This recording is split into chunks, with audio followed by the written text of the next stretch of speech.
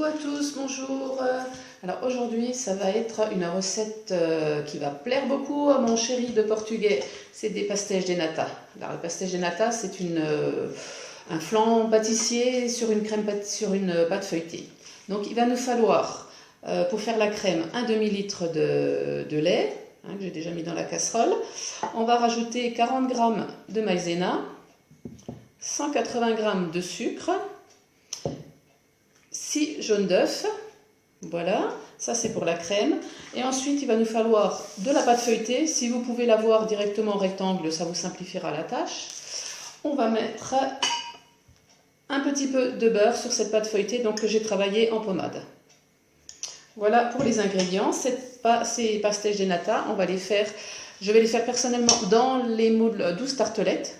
Mais vous pouvez également les faire dans les empreintes Mint Spice. Elles seront à peine plus profondes et correspondront peut-être plus à la forme qu'on a au Portugal. Mais ce moule est introuvable pour moi aujourd'hui. Donc du coup, je me rabats sur les 12 tartelettes. Donc j'ai étendu ma pâte feuilletée en un rectangle. Voilà, à partir d'un rond, j'ai simplement replié les côtés, j'ai repassé avec le rouleau. Donc je vais étendre un petit peu de beurre, répartir le beurre sur la pâte à l'aide de ma petite spatule, vous la connaissez bien, c'est un de mes accessoires préférés.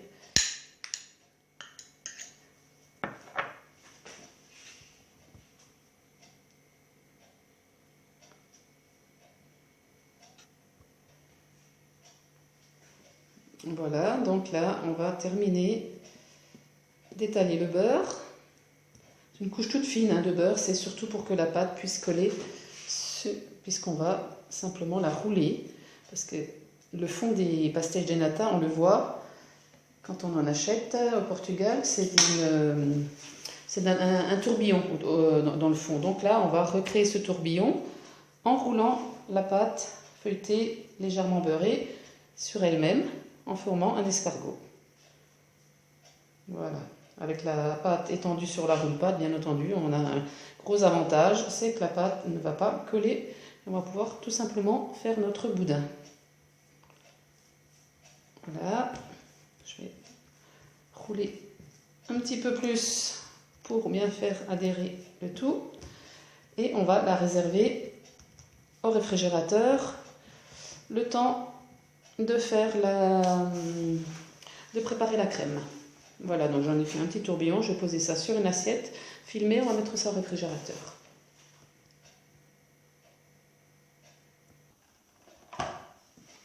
Voilà, ma pâte, je filme mon film alimentaire, mon dérouleur de film magique, et hop, au frais, voilà.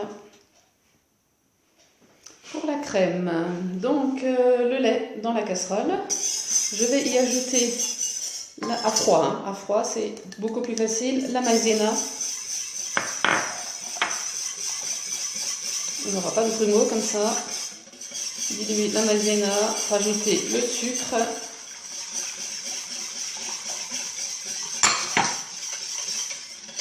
Voilà, tout simplement, très facile à faire. On va se positionner, on va mettre la casserole sur la plaque électrique et on va faire épaissir au chaud. Et on va mélanger jusqu'à ce que ce soit épaissi.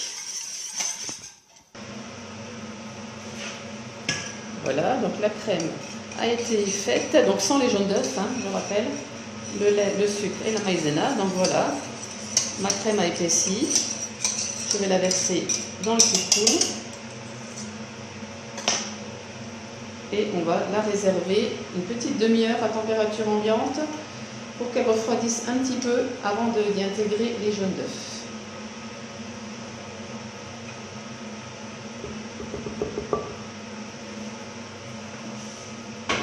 Et pour éviter d'avoir le pot, on va filmer au contact à l'intérieur du cupule.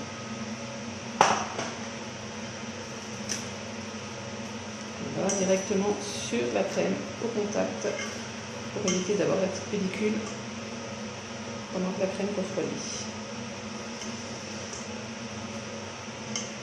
Et voilà.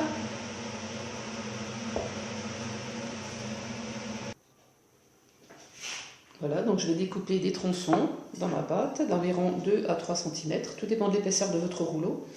On va la travailler un petit peu avec les mains pour l'aplatir de façon régulière, pour essayer de garder toujours le centre de l'escargot au centre du petit rond, hein, voilà, comme ceci, jusqu'à atteindre à peu près 1 cm d'épaisseur.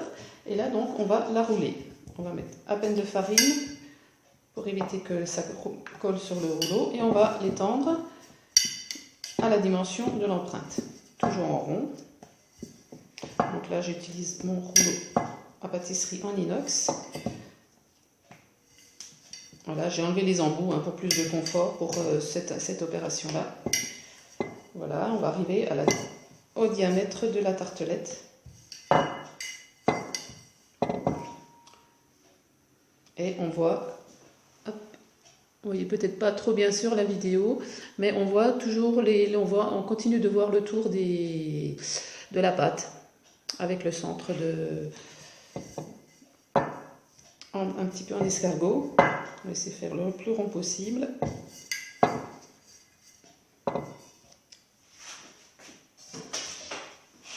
Et voilà. Et donc je vais la positionner dans ma tartelette. Et on fait comme ça avec pour toutes les empreintes. Voilà.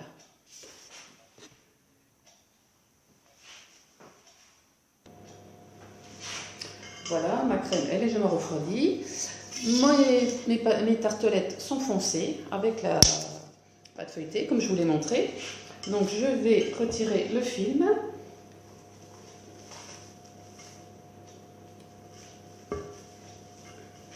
Et je vais ajouter donc les jaunes d'œufs dans la préparation.